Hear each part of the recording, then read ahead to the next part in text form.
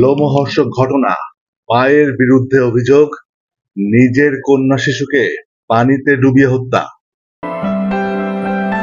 নরহরিদ্রা গ্রামে মুনতাহা নামের ২২ দিনের এক শিশুকে ডোবার পানিতে ফেলে হত্যার অভিযোগ উঠেছে মায়ের বিরুদ্ধে।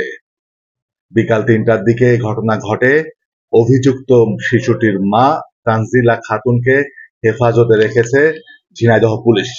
মুনতাহা হরিশঙ্করপুর ইউনিয়নের নরহরিদ্রা গ্রামের মিল্টন হোসেনের একমাত্র কন্যা।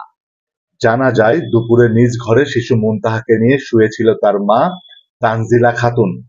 কিছুক্ষণ পর বাড়ির অন্য সদস্যরা এসে দেখে মুনতাহা সেখানে নেই। পরে শিশুর মাকে জিজ্ঞাসা করলে বলে, কেউ জিনের বেশে এসে ওকে নিয়ে গেছে। পরে কিছুক্ষণ খোঁজাখুঁজির পর বাড়ির পাশের নলকূপের ডোবা থেকে মুনতাহার মৃতদেহ উদ্ধার করা হয়। স্থানীয়দের অভিযোগ, পরকীয়ার জেরেই শিশুকে পানিতে ডুবিয়ে হত্যা করেছে তার মা। তবে এই শিশুর মৃত্যুর পর ঘটনাস্থলে গিয়ে তানজিলা খাতুনের ব্যবহৃত মোবাইল ফোনটি হেফাজতে নিলেও এ বিষয়ে নিয়ে কোনো মন্তব্য করতে রাজি হননি সদর সার্কেলের অতিরিক্ত পুলিশ সুপার মাহফুজুর রহমান। লাশটি পোস্টমর্টেমের জন্য ঝিনাইদহ সদর হাসপাতালে পাঠানোর প্রস্তুতি চলছে বলেও জানান এ পুলিশ কর্মকর্তা।